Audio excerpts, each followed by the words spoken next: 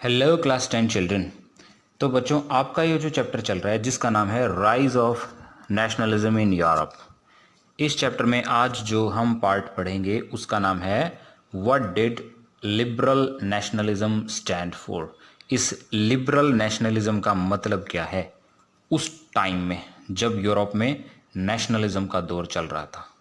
ठीक है, तो इस चीज़ को हम आज समझेंगे। उससे पहले जरा मैं एक बार आपको कनेक्ट कर दूं कि पहले हम इस चैप्टर में क्या क्या पढ़ चुके हैं। ठीक है, ताकि आपको आइडिया हो जाए। जिस बच्चे ने जो ये वीडियो पहले नहीं देखी हैं तो पिछली वीडियोस में जाके प्लीज़ देख लें ताकि आप चैप्टर से अच्छे से कनेक्ट हो जाएं। ठीक, तो इसमें हम बच्चों पढ़ चुके हैं एक तो इस पेंटिंग के बारे में। ये पेंटिंग फ्रेडरिक सोरियो ने बनाई थी और इसका नाम रखा था डेमोक्रेटिक एंड सोशल रिपब्लिक। इसमें 4 पेंटिंग की सीरीज थी, ये पहली आपको दिखा रखी है। और इसमें ये जो है दिखा रहा है कि सारे यूरोप के अलग अलग राजशाहियों के जो लोग हैं वो स्टैचू ऑफ लिबर्टी की तरफ आ रहे हैं। ठीक है, ऊपर से फरिश्ते देख रहे हैं और जो है सब ये चाहते हैं कि यूरोप के जो किंगडम्स वगैरह हैं ये एक देश बने। ठीक है, ये है। उसके बाद हमने पढ़ा था concept what is a nation. ठीक, ये नेशन की परिभाषा दी है, डेफिनेशन दी है अर्नेस्ट रेनन नाम के एक थिंकर ने, जिसने सबन यूनिवर्सिटी में लेक्चर दिया था। ठीक है, जो कि बाद में पब्लिश हो गया व्हाट इज ए नेशन के नाम से।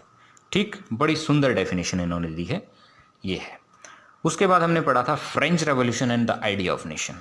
इसमें हमने ये पढ़ा था कि भाई फ्रांस में क्रांति होती है, रेवोल्यूशन हुई, उसके बाद बहुत सारे सिंबल बनाए गए जो कि उसको पूरा एक देश दर्शाते थे। ठीक है, ये फादरलैंड है ना, ला पैट्री और ली सितोयन, ये सारी चीज़ें। स्टेट जनरल की जगह नेशनल असेंबली बन गई, उनका एक ट्रिकलर फ्लैग बन गया जो कि आप पिक्चर में देख पा रहे हैं। ये सारी चीज़ें इस तरीके से हुई। ठीक है, कुछ गाने वगैरह बनाए गए जैसे कि मार्शियल था, नेशनल एंथम बना, ये सब चीज़ें। उसके बाद जो है नेपोलियन पावर में आ गया, उसने डेमोक्रेसी को डिस्ट्रॉय कर दिया। ठीक है, सिविल कोड लगा दिया। पहले नेपोलियन की आर्मी जहाँ जहाँ गई उसका स्वागत हुआ, ऐसा लगा कि ये आज़ादी लेके आया है। बाद में जो है हॉस्टैलिटी हो गई, दुश्मनी की भावनाएं उत्पन्न हो गई। ये सारी सीढ़ियाँ हैं, इससे धीरे धीरे लोगों के मन में जो है वो भावनाएं आई आज़ाद होने की, इक्वालिटी की, डेमोक्रेसी की। ठीक है, एक देश बनाने की। उसके बाद हमने एरिस्टोक्रेसी देखी, समाज का सबसे ऊंचा तबका, वो कैसे जी रहे थे, क्या चाह रहे थे। हमने समझा इस मैप के जरिए कि भाई पहले उसमें किंगडम थे, यूरोप में सारे देश नहीं बने थे, तभी तो हम नेशनलिज्म इन यूरोप पढ़ रहे हैं ना। हैब्सबर्ग एम्पायर का हमने एक एग्जाम्पल पढ़ा था जिसमें अलग अलग हमने तरह की डाइवर्सिटी देखी थी, तो सम्राट के प्रति निष्ठा ही सबको बांध के रख सकती थी। फिर हमने पढ़ा बच्चों एरिस्टोक्रेसी क्लास वो कैसे जी रहे थे, उनका लाइफस्टाइल क्या था, मिडिल क्लास कौन थे और वो कैसे राइज हुए। ठीक है, इंडस्ट्रियलाइजेशन ने भी अपना एक रोल प्ले किया जिसमें। फिर बच्चों हमने देखा कि मिडिल क्लास ने आवाज़ उठानी शुरू कर दी, किसको ख़त्म करने के लिए, इस एरिस्टोक्रेसी को ख़त्म करने के लिए। ठीक है, और हम यहाँ पहुँच जाते हैं what did liberal nationalism stand for. तो मिडिल क्लास ने अपना बहुत इंपॉर्टेंट रोल प्ले किया और अब हम आज के कॉन्सेप्ट पे आते हैं। तो बच्चों इस पिछले 3-3.5 मिनट में मैंने आपको एक फास्ट रिवीजन दे दिया है इस चैप्टर का। अब कनेक्ट करते हैं अपने टॉपिक से। ठीक है, पढ़ना शुरू करते हैं। तो बच्चों यहाँ पे जो है लिबरल नेशनलिज्म स्टैंड्स फॉर, शुरू करते हैं। देखो बच्चों, the idea of national unity in the early 19th century Europe was closely allied to the ideology of liberalism. Nationalism किस चीज़ के करीब है, लिबरलिज्म के। नेशनलिज्म वो ला रहे हैं तो उन्हें लिबरल होना है। अब ये लिबरल होने का मतलब क्या है उसको हमें समझना है। देखो, लिबरलिज्म जो शब्द है ना, ये कहाँ से लिया गया है, ये एक लेटिन भाषा से लिया गया शब्द है। और लेटिन भाषा में जो शब्द है वो है लाइबर। कौन सा शब्द है, लाइबर। और लाइबर से क्या बनता है, लाइबर से बनता है बच्चों ये शब्द लिबरल, लिबरलिज्म। तो यहाँ पे लेटिन का जो लाइबर है ना, लाइबर का मतलब है फ्री, आज़ाद। ठीक है, लेटिन भाषा उससे लिया लाइबर, लाइबर का मतलब है आज़ाद, और लेटिन के लाइबर से बना है लिबरलिज्म, यानी कि इसका मतलब है फ्रीडम, आज़ादी। ठीक है, अब यूरोप में जो अलग अलग तबके थे उनके लिए आज़ादी का मतलब क्या क्या था, लिबरलिज्म का मतलब क्या क्या था, ज़रा समझ लेते हैं। देखो बच्चों, for new middle class liberalism stood for freedom for individual and equality before law. एक मिडिल क्लास का आदमी क्या चाहता था कि भाई कानून के सामने सब क्या हों, बराबर हों, इक्वेलिटी बिफोर लॉ। ठीक, ये चाहत थी मिडिल क्लास के आदमी की उस टाइम के यूरोप में, कानून के सामने सब क्या हों, बराबर हों। तो ये मिडिल क्लास का लिबरलिज्म है भाई, वो ऐसा मानते हैं। ठीक है, पॉलिटिक्स के हिसाब से अगर हम देखते हैं तो ये एम्फेसाइज करता है concept of government by consent, एक सहमति से बनी सरकार, एक ऐसी सरकार जो सबकी सहमति से बनी हो। ये है, राजाओं का जो मोनार्कियल सिस्टम था ना, वो सहमति से बनी सरकार नहीं थी, उसमें तंग थे सारे जने। ठीक है, राजा अपनी मतलब मर्जी का रूल करते थे, पढ़ा था ना फ्रेंच रेवोल्यूशन में।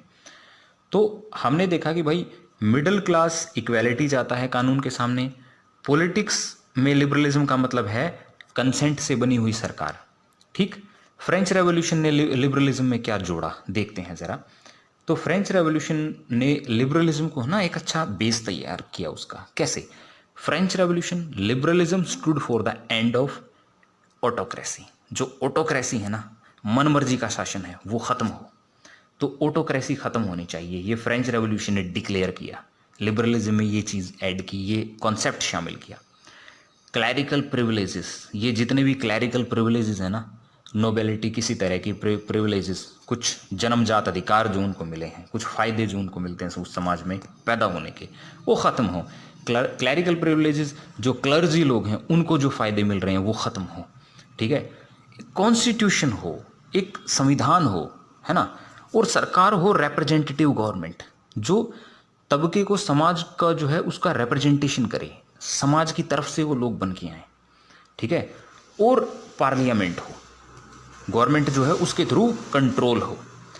तो ऑटोक्रेसी ख़त्म हो, क्लैरिकल प्रिविलेजेस ख़त्म हो, और जो है कॉन्स्टिट्यूशन हो, गवर्नमेंट रिप्रेजेंटेटिव हो, है ना, रिप्रेजेंटेटिव गवर्नमेंट, पार्लियामेंट हो वहाँ पे। ठीक है, तो इस तरह ये आइडियाज़ लिबरलिज्म में किसने ऐड किए हैं भाई? फ्रेंच रेवोल्यूशन ने।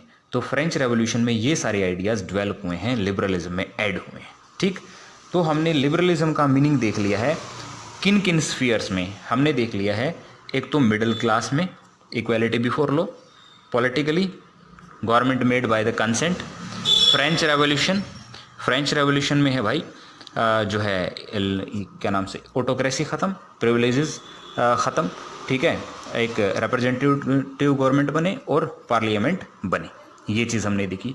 और 19th सेंचुरी में क्या होता है, एक और चीज़ पे स्ट्रेस आता है, एक और चीज़ इसमें ऐड होती है, क्या कि भाई प्राइवेट प्रॉपर्टी, लोगों के पास अपनी प्राइवेट प्रॉपर्टी रखने का अधिकार हो।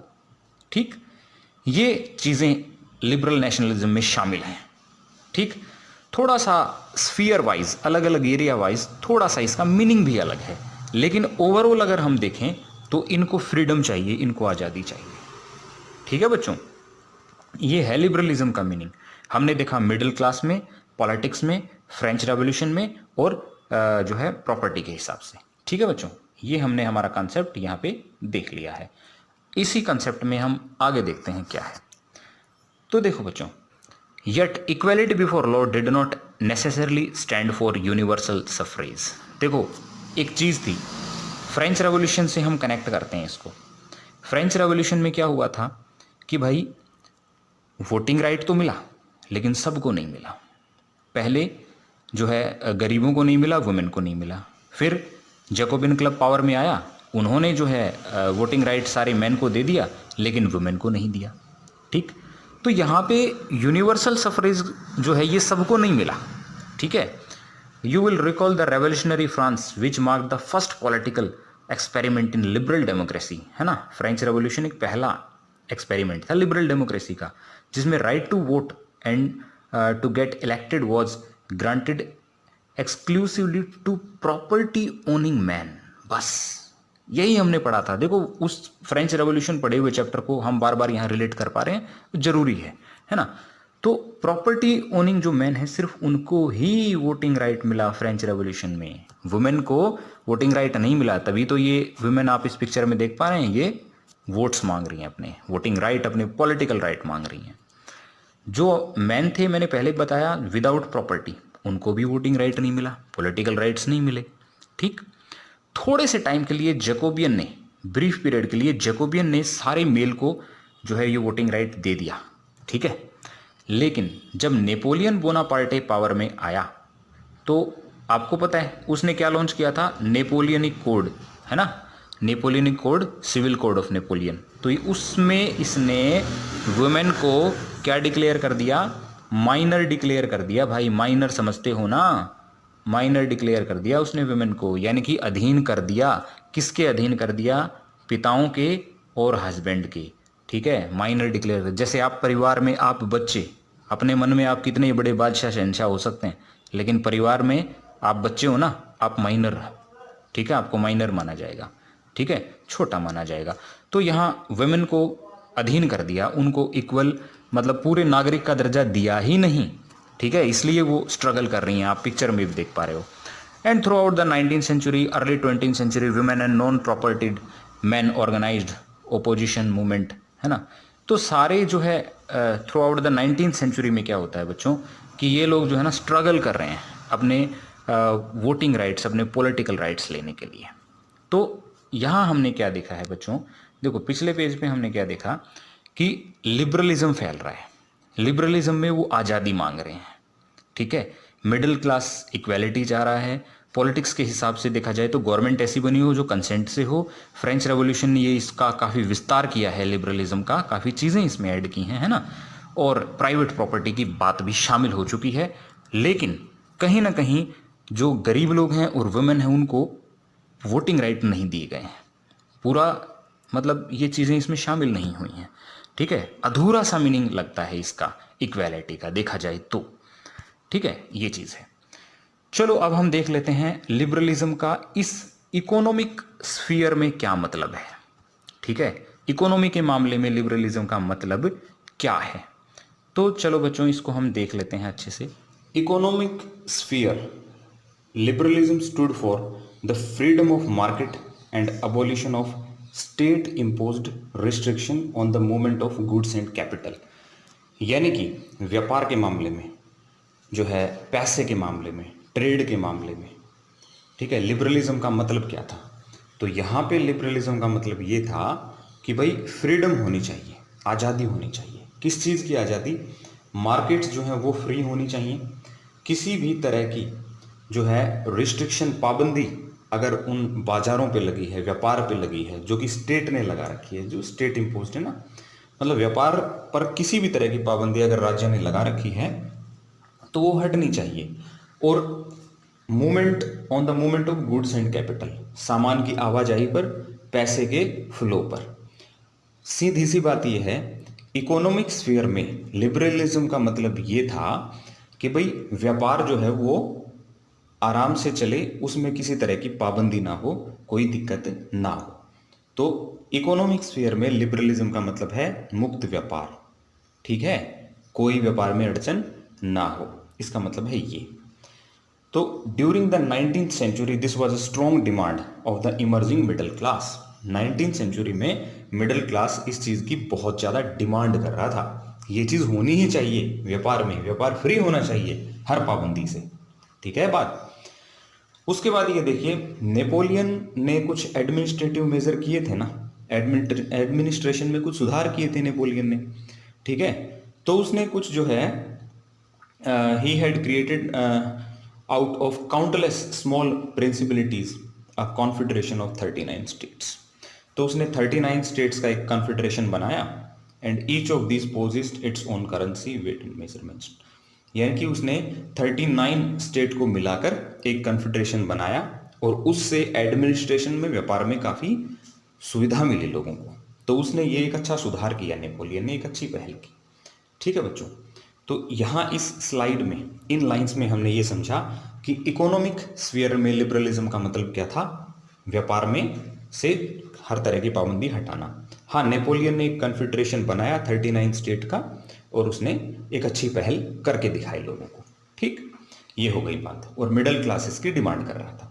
तो ये 3 बातें बच्चों हमने इसमें पढ़ ली हैं। ठीक है, आगे बढ़ते हैं। आगे देखो बच्चों, एक एग्जाम्पल है कि भाई उस टाइम पे कितनी खराब कंडीशन थी व्यापार की। ठीक है, ये एग्जाम्पल तो सिर्फ एक ही है, ओनली वन। ठीक है, कहाँ से कहाँ तक, ये जर्मन एरिया आपको मैप में दिखाई दे रहा है इसका। ठीक है, और इस तरह की दिक्कत पूरे यूरोप में थी। क्या दिक्कत थी, चलो देखते हैं। देखो बच्चों, एक मर्चेंट जो है ना, जो ट्रैवल करता है, ये 1830 का एक साल दे रखा है, उससे कुछ पहले कुछ बाद, जब तक वो चीज़ें सुधरी नहीं तब तक कंडीशन यही थी। ठीक है, तो हैम्बर्ग से लेकर और न्यूरेमबर्ग तक अगर कोई व्यापारी है वो व्यापार करता है। इस मैप में देखो, ये रहा हैम्बर्ग और ये रहा न्यूरेमबर्ग। ठीक है, तो वो यहाँ से यहाँ तक जब व्यापार करता है तो उसे 11 कस्टम बैरियर्स को फेस करना पड़ता है। कितने, 11। तो 11 जो है कस्टम बैरियर वो फेस करता है यहाँ से लेके यहाँ तक। ठीक है, 11 जगह वो टैक्स देता है, कहने का मतलब है ये।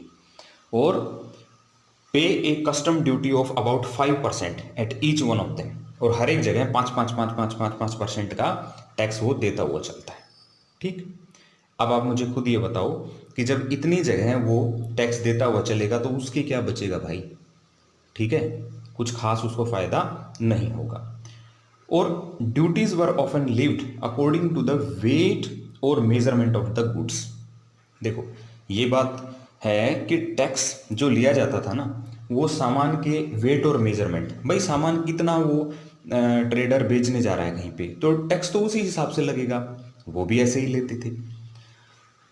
each region had its own system of weights and measurement. This involved time consuming calculation. यहीं पे सारी प्रॉब्लम थी। क्या थी, देखो यहाँ 2 दिक्कत। एक दिक्कत तो 11 कस्टम बैरियर्स, यानी कि टैक्स वाली जगहें बहुत ज़्यादा थी। ठीक है, जगह जगह टैक्स लिया जा रहा था व्यापारियों से, ये दिक्कत वाली बात थी। दूसरी थी कि भाई वेट मेजरमेंट का जो सिस्टम था ना, वो हर जगह अलग अलग था। यानी कि एक एग्जाम्पल दे रखा है बच्चों, यहाँ पे देखो, क्लोथ, कपड़े को मेजर करने का एक एग्जाम्पल दिया है। क्या था, कपड़े को मापने की जो थी ना इकाई, वो थी एलए। क्या थी, एलए। अब अलग अलग यूरोप के अलग अलग शहरों में जब जाते हैं तो वो एलए का साइज अलग अलग है। कैसे, देखो फ्रैंकफर्ट में एक एलए बनता है 54.7 सेंटीमीटर, कपड़ा जो है वो एक एलए माना जाता है। मेंज में नाम का जो शहर है मेंज, वहाँ पे 55.1 सेंटीमीटर का एक एलए बनता है। न्यूरेमबर्ग में आप देखिए, न्यूरेमबर्ग में यहाँ पे बनता है 65.6 सेंटीमीटर का एक एलए बनता है।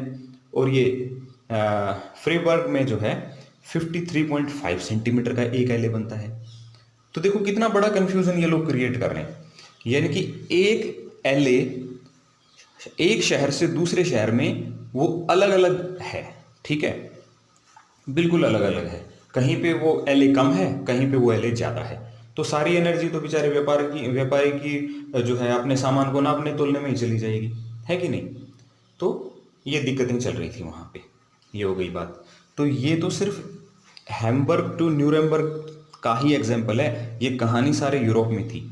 यानी कि दुनिया भर के टैक्स ड्यूटीज ली जाती थी, अलग अलग जगहों पे तरह तरह के टैक्स लिए जाते थे। वेट मेजरमेंट का जो सिस्टम है वो अलग था।